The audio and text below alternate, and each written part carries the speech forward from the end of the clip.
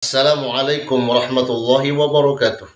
Alhamdulillah wa salli wa sallim wa karim wa azim ala man arsalahu rahmatan lil alamin wa busyra lil mu'minin amma ba'd. Sahabatku dimanapun anda berada, apa kabar semuanya?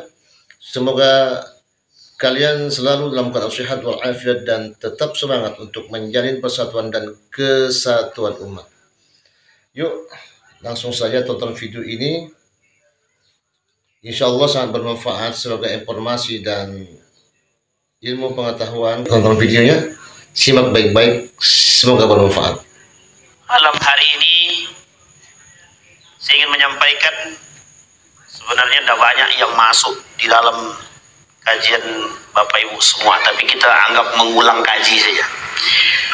Libashari Ibnu Burdin al-mutawaffa sanata mi'atin sab'ah wa sittin.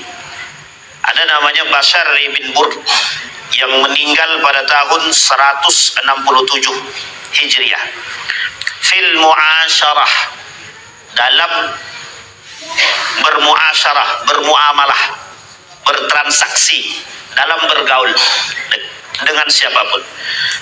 Beliau menyampaikan nasihat, idza kunta fi kullil umuri mu'atiban sadiquka lam talqa alladhi la tu'atibuhu. Apa kata dia? Kalaulah engkau merasa capek dalam setiap urusan, sadiquka, ada teman terbaik yang kau miliki, lam talqa alladhi la tu'atibuhu. Fa'ish wahidan awsil akhaka, engkau hidup sendiri atau menyambung tali silaturahim, fa innahu muqarifu dhanbin marratan wa mujanibuhu. Kadang dosa itu bisa datang dalam kesendirian, tapi justru dalam keramaian bisa menghapus. Ini nasihat dalam bentuk syair. In anta lam tashrab miraran ala al-qadha dhami'ta wa ayyud nasi tasfu masyaribuhu. Kalaulah engkau puas sendiri dan kenyang sendiri, maka bagaimana dengan saudaramu yang lain? Akankah mereka juga hilang dahaganya seperti dirimu? Artinya kita saling melihat kiri dan kanan. Wa man dzalladzi turda sajayahu kulluha kafal mar'u nubulan an ta'udda ma'ayibahu. Sebaik-baiknya persahabatan dan pergaulan atau muasyarah, bagaimana seorang sahabat mampu menutupi aib daripada sahabat diri sendiri. Bapak Ibu sekalian yang berbahagia, itu syair yang disampaikan oleh Bashar bin Burd dalam syairnya yang meninggal pada tahun 167 Hijriah. Yang ingin saya sampaikan malam hari ini kepada Bapak Ibu sekalian yang berbahagia, kepada kita semua, saya ingin mengajak Bapak Ibu mengulang 800 tahun yang lalu sejarah. Nanti kita kaitkan dengan apa yang tadi kita sampaikan. Pada masa dahulu ada yang disebut dengan Granada. Bapak Ibu pernah dengar kalimat Granada? Di mana tuh? Wih, cerdas. Granada itu Spanyol. Dulu Islam pernah berjaya di Andalusia atau di Spanyol atau di Eropa pada masanya yang disebut dengan Kerajaan Andalusia. Kalau bahasa lainnya Isbani, Al-Andalusi atau Isbani. Islam pernah berjaya pada masanya dalam bentuk periodisasi. Lama masa jaya Islam itu. Sampai seorang penulis terkenal, anak daripada Amin Rais. Nama dia siapa perempuan itu? 99 apa kata dia? 99 cahaya di Eropa. Penulisnya siapa? Pokoknya anak Amin Rais lah, perempuan. Saya lupa namanya. Siapa namanya ya? Pokoknya bukan laki-laki, perempuan. Pokoknya itulah. Beliau tulis tuh, ternyata banyak sekali sejarah Islam di Andalusia, terkhusus di Eropa itu, yang beliau temukan cahaya-cahaya Islam itu. Maka ketika itu buku ini sempat populer pada masanya, berbarengan dengan populernya satu buku yang dikarang oleh Habibur Rahman El-Shirazi dalam novelnya. Judul novelnya Api Tauhid. Api Tauhid dulu muncul 99 cahaya di Eropa. Dua buku ini bercerita tentang masa kejayaan Islam pada masanya. Yang satu berbicara tentang seorang penghafal Quran yang berjalan ke Turki, yang melihat begitu dia merespon atau berpikir kembali ulang tentang sejarah Islam di Turki. Kalau kita sebut namanya Daulah Utsmaniyah atau Turki Utsmani. Tapi kemudian begitu juga cerita daripada perempuan ini yang menuliskan novelis ini. Dia menuliskan tentang 99 cahaya di Eropa. Hanum Salsabila Rais. Dia belakangnya mesti ada Rais tuh, karena anak Amin Rais. Ketika tulisan beliau, novel beliau ini begitu mencuat, beliau menuliskan tentang cerita Andalusia, sejarah, lebih tepatnya bagaimana Islam pernah cemerlang pada masanya. Dalam prediksi beberapa para pengamat politik dan peradaban hari ini, mereka melihat ada dua cahaya. Dua cahaya yang akan muncul sebagai wujud peradaban Islam pada saatnya. Satu Asia, satu lagi dia kata Timur. Kita tidak tahu, kalau Timur kita tak asing. Kalau Asia, banyak orang yang mengatakan Asia ini bakal menjadi tempat munculnya peradaban Islam. Salah satu tandanya adalah Indonesia sebagai mayoritas Muslim terbesar di dunia. Tapi kita lihat nanti sejarah dulu. Kita kembalikan kepada masa Andalusia. Pada masa Andalusia ini, periode yang sangat bagus dan cemerlang, sehingga ketika masa jaya dia, Islam berada pada puncaknya, maka pada masa puncak kejayaan Islam di sana, itu hidup yang paling dijaga oleh umat Muslim ketika itu adalah toleransi. Kita ambil garis umumnya, toleransi. Bagaimana Islam menjadi agama yang paling toleran terhadap semua agama yang lain. Ini tak lepas daripada apa yang kita bahas. Bagaimana posisi Islam menjadi orang yang paling atau menjadi agama yang paling disorot ketika Andalusia semua dunia.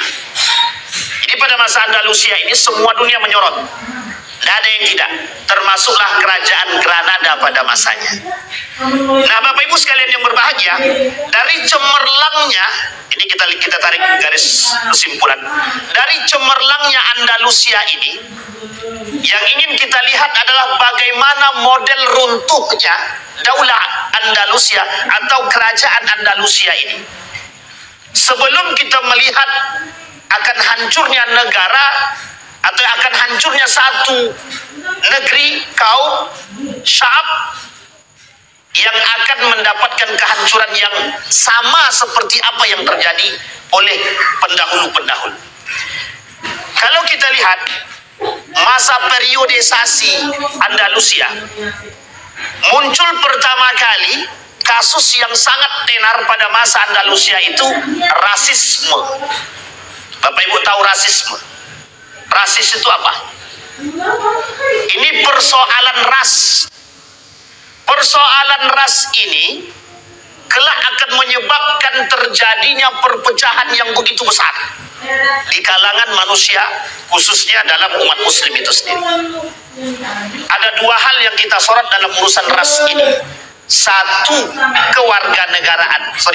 Satu, lebih tepatnya aku ini orang mana? Aku ini siapa? Yang kedua, agama. Agama itu menjadi sorotan. Kita rujuk pada poin yang pertama. Yang paling rasis ketika itu membedakan kulit putih dan hitam. Ini boleh Bapak Ibu lihat sejarah. Di Eropa hari ini sudah mulai berkurang. Kalau dulu tidak. Yang putih harus menjadi penguasa gedung putih. Yang hitam tidak boleh. Maka ketika Obama jadi presiden Amerika, itu kecolongan itu. Lah kok bisa kulit hitam jadi raja? Kata itu. Itu rasis pada masanya.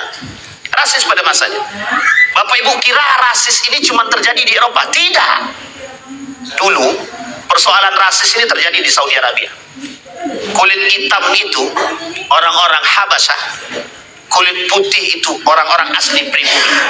Mana yang asli Arab yang berkulit putih, mana yang tak asli Arab berkulit hitam. Maka kulit hitam itu kemana perginya? Bilal bin Rabah, budak.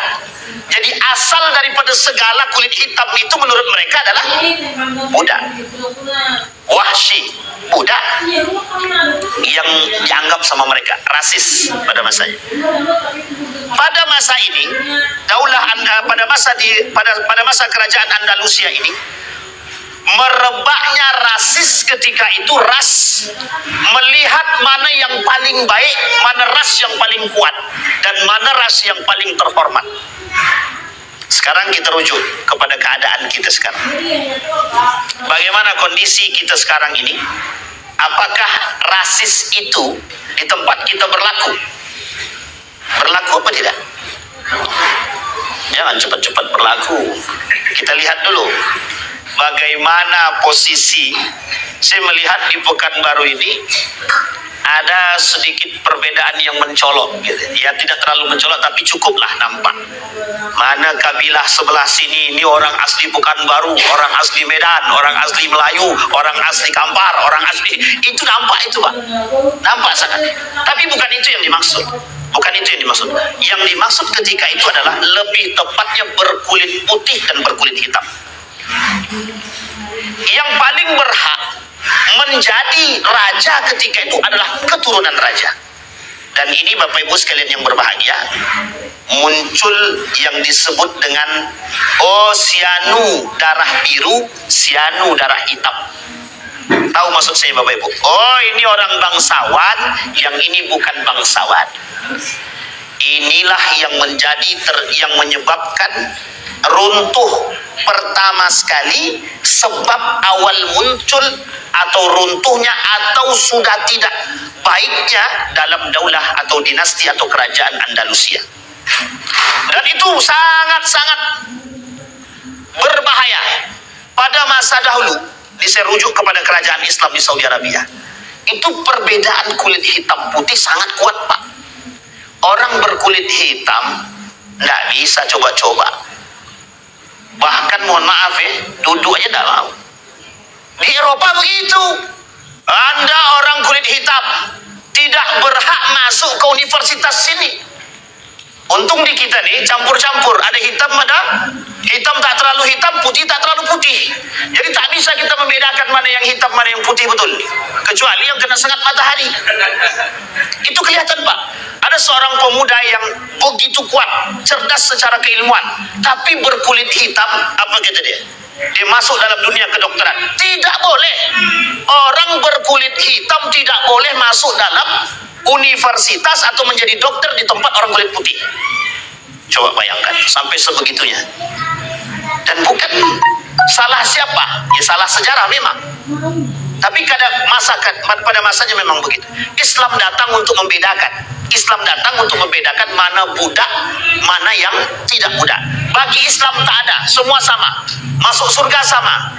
Salah satu alasan Islam datang, yang didatangkan oleh Allah melalui baginda Nabi Muhammad SAW untuk tidak membedakan mana budak, mana itu yang tak diterima oleh kaum-kaum Quraisy.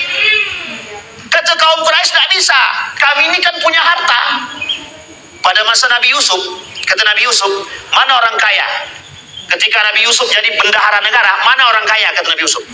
Pokoknya Nabi Yusuf, kata kawan koncuarenya Nabi Yusuf ini, orang-orang sebelah sana tuh orang-orang kaya semua tuh, yang tak mau berbaur dengan orang miskin. Kata Nabi Yusuf satu, gitu. Besok kita rubah sistemnya. Yang kaya harus miskin, yang miskin harus kaya. Nah, itu bagus kayak gitu tuh. Cocok kalau di tempat kita buat begitu. Tapi kan tergantung pemimpin. Makanya Bapak Ibu kemarin pilihnya pemimpin yang mana? Nah ini bukan proses sakit hati ya. Kembali kepada poin tadi. Jadi Bapak Ibu, rasis menjadi masalah. Sekarang saya ingin katakan kepada kita semua Bapak Ibu, dampak rasis itu adalah cerai-berai dan permusuhan. Dampak rasis adalah cerai-berai dan permusuhan. Apa yang dikatakan oleh baginda Nabi Muhammad SAW? Yahudi sekalipun, kalau dia mau mati, sudah mau mati orangnya, tapi Yahudi yang tidak memerangi kita, kasih dia makan. itu Yahudi yang tahu jelas-jelas dia memusuhi kita, tapi dia tak memerangi kita pada masa itu. Kata Nabi, mau mati dia, tak dapat makan, dia kasih dia makan. Itu yang buta Yahudi kan, orang buta yang dikasih oleh Nabi, dia tak tahu, dia tak punya apa-apa selain daripada baginda Nabi Muhammad SAW yang selalu mensuapkan dia makan. Tak pandang bulu dia, tak pandang bulu. Makanya kenapa para ulama sepakat membolehkan pembagian daging kurban itu kepada orang kafir sekalipun. Itu dibenarkan. Bahkan para ulama tidak sama sekali tidak melarang, secara qat'i tidak ada. Oh dia Kristen, tidak ada masalah, kasihlah. La'allahu yadkhulul Islam, sampai-sampai dia bisa masuk dalam Islam. Coba bayangkan. Kata Yusuf Al-Qardawi, kalau rajin kita kasih makan orang kafir itu, bisa jadi kelak dia masuk Islam. Yang cerita yang diambil yang mana? Pada masa tabi'in, ada seorang pemuda rajin bersedekah, dia tidak tahu kalau yang disedekah itu orang kafir. Suatu ketika ditanya, "Bapak tidak sholat?" "Enggak," kata dia. "Saya bukan agama yang mengajarkan sholat," kata dia. Kaget pemuda tadi. Ternyata selama ini yang aku kasih sedekah adalah orang kafir. Kemudian bapak itu bertanya balik, "Anda sendiri apa agamanya?" "Islam." Karena sering setelah dia tahu bahwa bapak ini kafir, dia muslim, terus dia kasih, tapi tetap dia kasih. Tak lama kemudian dia kata, Anda sudah tahu kalau saya tidak muslim, tapi kenapa Anda masih mengasihi?" Urusan sosial itu tidak ada kaitannya dengan agama. Agama kami sangat mengajarkan hubungan sosial. Kembali kepada poin ini tadi. Apa yang dilakukan ketika itu? Orang bapak tadi seketika itu bersyahadat. Mulai hari ini aku bersyahadat kepada Allah. Coba bayangkan.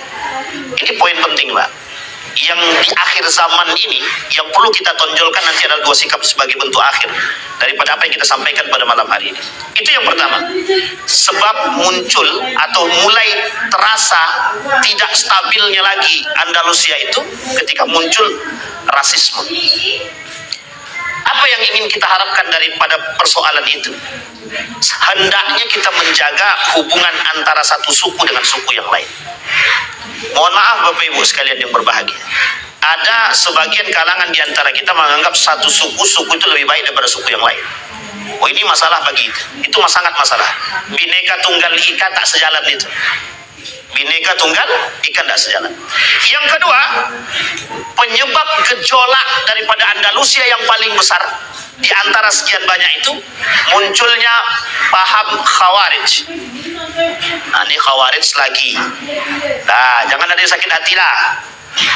Munculnya paham Khawarij. Sekarang saya lihat Bapak Ibu, saya sebutkan dulu. Khawarij itu pada masa siapa munculnya? Ali bin Abi Thalib. Ali ketika bertikai dengan Muawiyah, muncul dua kelompok, satu Syiah, satu Khawarij. Kata sejarah, sudah dimusnahkan sama Ali semua Khawarij itu. Orang-orang yang menganggap diri paling benar, yang membunuh yang tak sejalan, mengkafirkan orang-orang yang tidak sama seakidah. Pokoknya yang tak sejalan dengan pemikiran mereka harus dibunuh. Ini Bapak Ibu pernah dengar DII, TII pada masanya ya? Tenang Bang Ardi. DII, TII pada masanya begitu. Yang tak sejalan, yang keluar daripada barisan mereka dan tak sejalan, harus kembali kepada poin. Sekarang kita lihat, kalau betul Khawarij itu selesai dan habis, kata Nabi dalam hadisnya, fitnah yang akan muncul di tengah umat manusia di akhir zaman adalah yang lain, fitnahnya Khawarij. Oh, kata para ulama, itu sudah sejalan pada masa Ali bin Abi Thalib. Sekarang tidak ada lagi Khawarij. Kita lihat hadis yang lain daripada baginda Nabi Muhammad SAW. Kata Nabi dalam hadis yang lain, salah 7 di antara 7 pengikut Dajjal di akhir zaman. Yang kelima itu Khawarij. Pertanyaannya, Dajjal muncul pada masa Ali atau yang akan datang? Yang akan datang. Kalau yang akan datang Dajjal muncul, berarti akan muncul Khawarij yang lain. Pertanyaannya, yang mana Khawarij itu? Nah, ini kalau dibahas lagi mesti banyak sakit hati kan. Ini persoalan Pak Yang mana yang Khawarij itu? Karakter Khawarij itu disampaikan oleh para ulama dalam hadis banyak sekali. Satu di antaranya yang suka mengkafirkan orang. Sudah Bapak temukan belum? Berarti kalau ada yang mengkafirkan orang, Khawarij, siapapun itu. Berarti kalau orang kafir bagaimana? Itu udah kafir bawaan. Orang kafir sudah kafir. Ya kalau kita tidak kafirkan, kita justru menjadi masalah. Jangan menjadi masalah, oh ini bukan kafir Pak, itu non muslim. Oh gitu ya, non muslim tapi bukan. Nah, Bapak Ibu boleh lihat videonya Musda Mulia, Profesor Dr. Musda Mulia. Apa dia kata? Siapa yang Nah, demikianlah sahabatku videonya, semoga bermanfaat tentang penjelasan rasis ya sahabatku ya. Semoga video ini bermanfaat, dan jika kalian suka dengan video ini maka di like, comment, and subscribe, dan jika tidak suka abaikan saja. Assalamualaikum warahmatullahi wabarakatuh. Sampai jumpa.